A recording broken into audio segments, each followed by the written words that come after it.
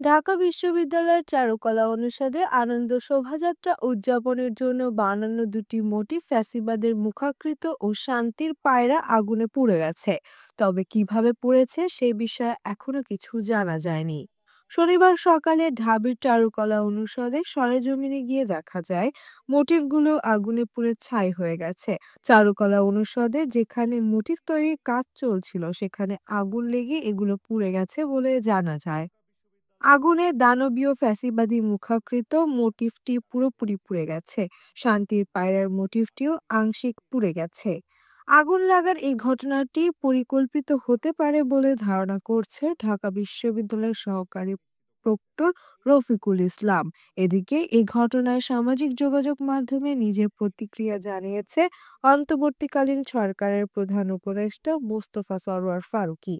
ফারুকী তার পোস্টে লেখেন, হাসিনার দোসররা ভোর রাতে চারুকলা ফ্যাসিবাদের মুখব্বরে পুড়িয়ে দিয়েছে। এই দুঃসাহস যারা দেখিয়েছে, সফট আওয়ামী লীগ হোক বা আওয়ামী বি টিম হোক, তাদের প্রত্যেককে আইনের আওতায় আসতে হবে দ্রুত।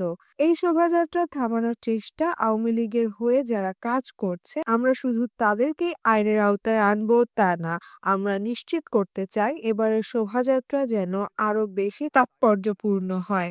তিনি আরও উল্লেখ করেন, কালকে রাতের ঘটনার পর হাসিনার দোসররা জানিয়ে দিল বাংলাদেশের মানুষ এক হয়ে উৎসব করুক, তারা তা চায় না।